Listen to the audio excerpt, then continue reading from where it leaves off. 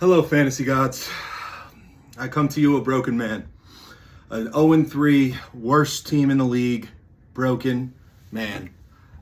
Booty cheeks, as some people would call it, abysmal, awful, a joke. I put my faith where it doesn't belong in Trevor Lawrence, emphasis on the L. Lost to a team that is clearly in a rebuild, 37-17. I'll get into it, but essentially, this is an ironic tie. I want to choke my fucking neck with it, but I'm here, and I'm going to address the league status. Congratulations to those that are 3-0, 2-1. Hell, even the 1-2 teams. Great work. I'm not any of that. So I'm 0-3, lowest scorer in the league. I'll stand on 10 toes about it. I took my chances. I lost Nick Chubb. Not much I can say. Not much I can say at all. Let's throw this in there too. Fuck it.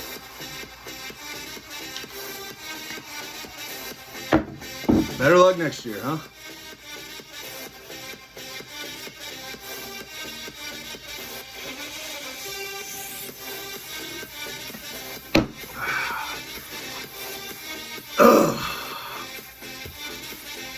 Let's pull it up. Let's talk about some good teams, huh? There's got to be something good to talk about.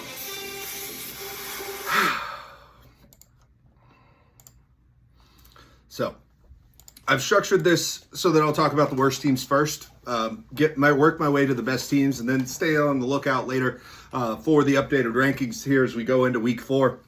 Commission starts the season 116 points, L, 72 points, L, 94 points, L. As I said earlier, invested in Trevor Lawrence, L. Ridley, another L, and Nick Chubb, the biggest of the L's. They've sucked. I have 3 teams of my 5 leagues that I drafted Trevor Lawrence. Those teams are 1-8 combined. Dameon Pierce, he lost 3 of his 5 starting linemen to start the season. I could be 1-2 because I lost the week 1 by 1 point or less than 1 point, but like I said, miserable, terrible, abysmal, loser town population me. I hope you all have fun this season. I've made myself the laughing stock, so enjoy those jokes, at my expense, as I'll be the guy that's dressing up and putting all this work in to put together a league and sitting at the bottom watching everybody else have fun. Think the Squidward meme while everybody else is playing outside. That's me. So in 12th place, Commission. 11th place, I have Pixelated Pukaki. Started the season with a win, 124 points, then a loss at 128, and then a recent loss at 85 points. He has Fields, Watson, Henry, Bijan, and Puka. Fields is on his way to the XFL, sorry to say it, Edward. And Henry, arguably, is he hitting the cliff? He might be hitting the cliff. This might be the end of Tractorcito season. We shall see. 11th place, Pixelated Pukaki. Then we have Fantasy Bay. Started the season with a 101-point loss, 96-point loss, and a 135-point loss most recently. 0-3. He does have Jared Goff and Jahmyr Gibbs, which is, ironically, the thing that the Jags were supposed to be. And they're actually doing it and winning games. So he also has Jamar Chase. Gibbs is getting more work with the David Montgomery injury. Lions, they look good, and I like this team overall. I'm taking a look at the whole roster here. He also has Jalen Waddle, who's injured right now, and Brandon Ayuk, who's injured right now. Those 2 players come back. He's going to get some wins. He's going to be in contention come later in the season. Fantasy Bay at the 10 hole. Skibra started the season 116-point loss, 94-point loss, and then most recently 127-point loss. He does have Tua and Stephon Diggs. Those are 2 great players on high-scoring offenses. He should be putting up points on a pretty regular basis. He also has Deebo Samuel, who's benefited recently from the Brandon Ayuk injury, and Brock Purdy looks pretty good. So Deebo should be a high-scoring team as well. I think Ski will bounce back as well. He's not going to be 0-3 for long. You can't say that about Commission, but you can say that about a couple of other guys that are 0-3. Then Skibro, at the 9 hole. Bo Lightning. here at the 8. Started the season really abysmal, 63 points. Lost Aaron Rodgers on the first snap, almost the first snap of the fantasy season. Then a loss, 133-point loss, and then he won 165 points. So he's trending in the right direction despite losing team members like flies. He has lost Mike Williams this most recent loss. He lost Deontay Johnson earlier in the season, lost Aaron Rodgers.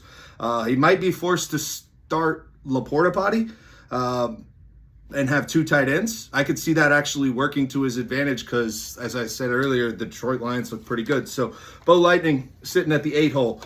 Joe Money, Joe Problems. He has benched Joe Burrow for Kirk Cousins.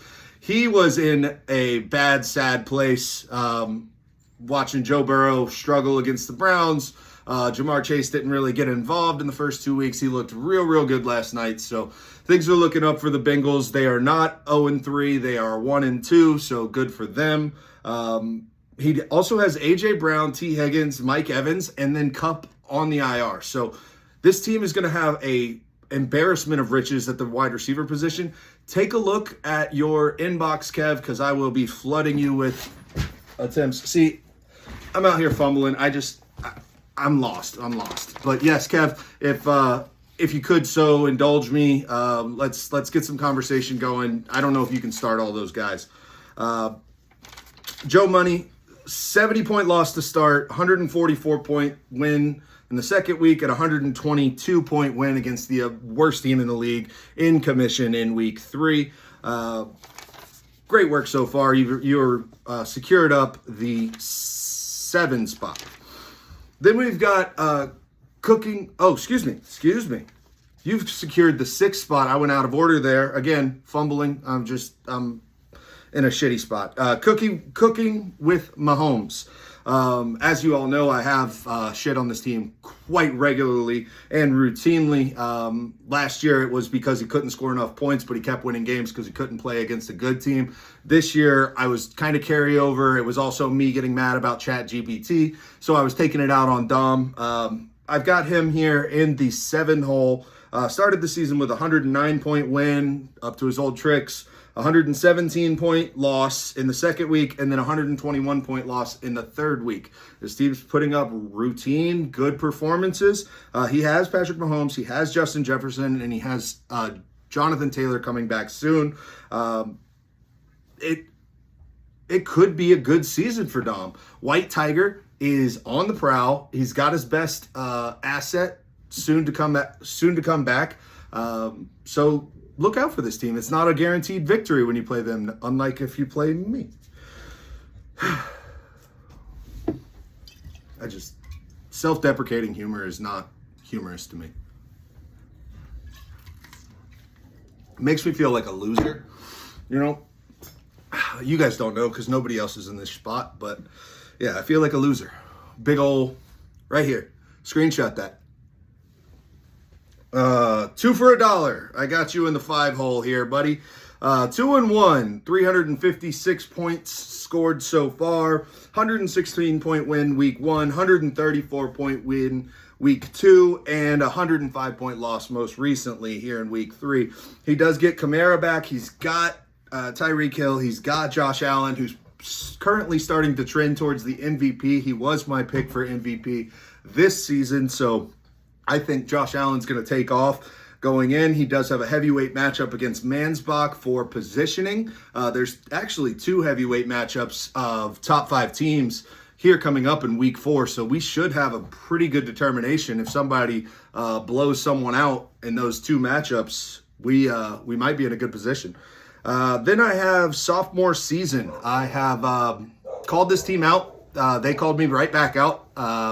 They have a team that's capable of putting up points. Who knew it was coming from Devon Achane and Adam Thielen, though? 82 points out of those 2 guys, and then you scored 171 points. So if we're honest, it's all going to return back to where it was, which is 100 points in week 1, 87 points in week 2, and then 171 out of nowhere when they scored 70 points, which should have been an NFL record. Still pissed at Mike McDaniel that he didn't do more with that. He should have kicked that field goal. Let's be honest. Let's kick their ass. Let's just beat them while they're down. He does get Austin Eckler back, so I think this team's going to be pretty damn good. but still, let's not jump in front of the horse here. They only scored 187 points through 2 weeks, and that was on par with Commission down there at the bottom of the rankings. So they had one good week. Good job.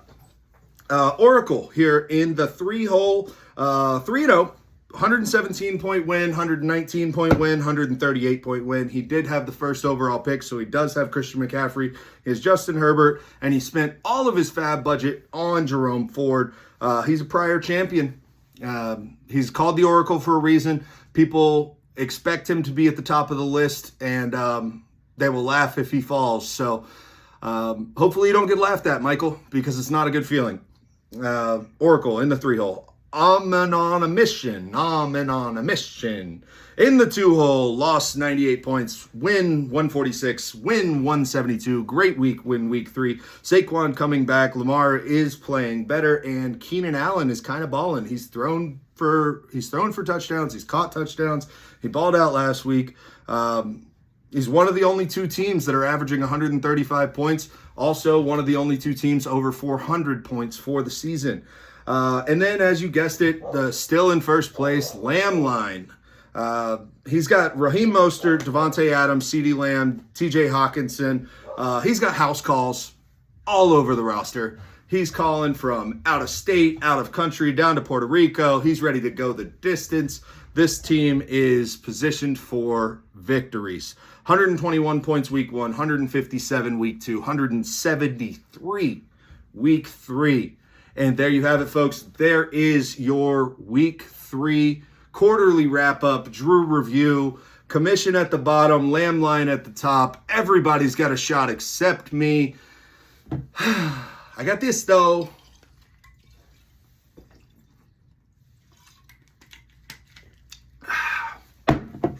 Season's still young. I feel dead. Have a nice night.